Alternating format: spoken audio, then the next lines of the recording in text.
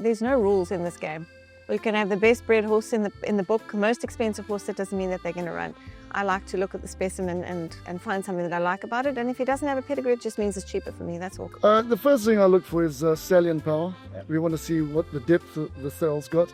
Then I look at what mares I trained. Because trainers always follow families. You know, if they've been good to you, you've got to go back to the well. And then obviously nurseries. You want to know which nursery are kind of there's studs that you buy from religiously because they're tough horses and they're good horses. And then of course you've just got to start studying. I mean, I'll take the book and I'll start highlighting. Even though it's got highlighted black top, I go and do my own highlighting, and I go through the book over and over and over again.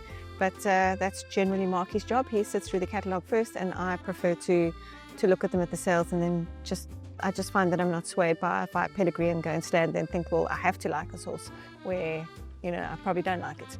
Has it happened where a horse has walked out and you're like, wow, Yeah. and then you look at the pedigree and like, has it happened? It has happened. I mean, it happens many times, but I don't mind that because there are often horses like that, and I actually like to buy horses like that. I like to find horses like that where there's not a huge amount on the page. MJ, I remember the first time I bought my first horse, okay?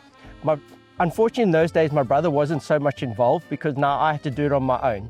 So I go to the sales, or the Natal sales, I'll never forget, near the rugby stadium. You know, where the Stormers beat the Sharks quite often, and the Bulls. In the semis. Right next Bulls door play, there. yeah. And I've got 5 buyers, clients, that I've managed to put together, and they're all behind me. And as we got to 50,000, I looked behind me, and 5 become 3.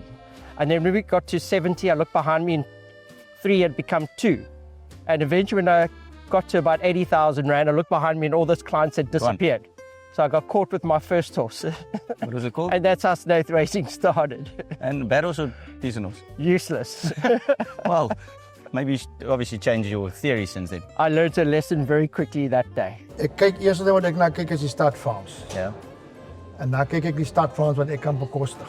Wat ek ook baie like om te kyk is die maans van die perde, die merries. Die merries. Ja, ek is nie baie keer is die merries die eerste vul, merries eerste vul, maar as die second dam en die third dam sterk is, dan kan jy 'n kans vat. Mares make a bit of a difference? Yeah, I think Families? so. You know, obviously at this present time, we look for horses that for yearlings or 2-year-olds out of VAR mares and out of speed and things like that, and preferably by One World.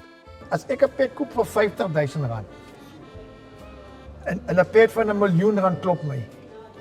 Dis niks, dis fyn. Ja. Maar as ek R1 miljoen se pet train en 'n R50,000 se pet klop my, Dan gaan dan ons klim ek trots. op Tafelberg en ek sprong.